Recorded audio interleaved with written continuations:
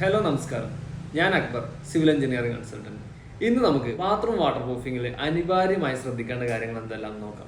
നിങ്ങളൊരു പുതിയ വീട് അല്ലെങ്കിൽ ഒരു ബിൽഡിംഗ് നിർമ്മിക്കുകയാണെന്നുണ്ടെങ്കിൽ ആ ബിൽഡിങ്ങിന്റെ ബാത്റൂം അല്ലെങ്കിൽ വെറ്റ് ഏരിയ നിർബന്ധമായും വാട്ടർ പ്രൂഫിംഗ് ചെയ്തിരിക്കണം.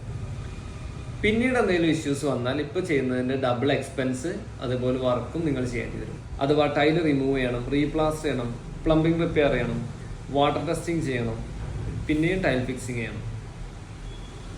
ഇപ്പോൾ മാർക്കറ്റിൽ ടൈൽ റിമൂവ് ചെയ്യാതെയും ട്രീറ്റ്മെന്റ്സ് ഉണ്ടെങ്കിലും അതിന് നമുക്കൊരു പരിധി വരെ മാത്രമേ അഷുറൻസ് കൊടുക്കാൻ പറ്റുന്നുള്ളൂ. കാരണം ഇന്റേണൽ ഡാമേജസ് എന്തൊക്കെയാണ് വന്നിട്ടുള്ളത് എന്നുള്ളത് നമുക്ക് ഒരിക്കലും പ്രെഡിക്റ്റ് ചെയ്യാൻ പറ്റും. അതുകൊണ്ട് ഇനീഷ്യൽ സ്റ്റേജിൽ ബാത്റൂം വാട്ടർ പ്രൂഫിംഗ് ചെയ്യുന്നതാണ് ഏറ്റവും ബെസ്റ്റ്. ബാത്റൂം വാട്ടർ പ്രൂഫിംഗ് എപ്പോൾ എങ്ങനെ ചെയ്യാം? ടൈൽ വർക്കിന് മുമ്പായി പ്ലംബിംഗ് വാട്ടർ ടെസ്റ്റിംഗ് ചെയ്തതിന് ശേഷം നമുക്ക് വാട്ടർ പ്രൂഫിംഗ് സ്റ്റാർട്ട് ചെയ്യാം. എങ്ങനെ ചെയ്യാം?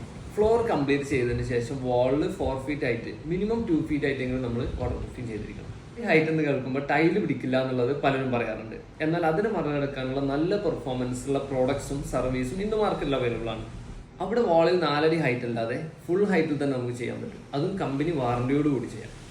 Bathroom water proofing chemicals Fosroc, Cera, Sika, Damsure, അങ്ങനെ ഒരുപാട് കമ്പനികൾ ഇന്ന് മാർക്കറ്റിൽ അവൈലബിൾ ആണ്. ഇതിൽ നമ്മൾ ചൂസ് ചെയ്യുന്ന പ്രൊഡക്റ്റ് അനുസരിച്ച് അതിൻ്റെ പ്രൈസ്, ക്വാളിറ്റി, ഉപയോഗിക്കുന്ന രീതി, ഇതിലെല്ലാം മാറ്റങ്ങൾ വരാം.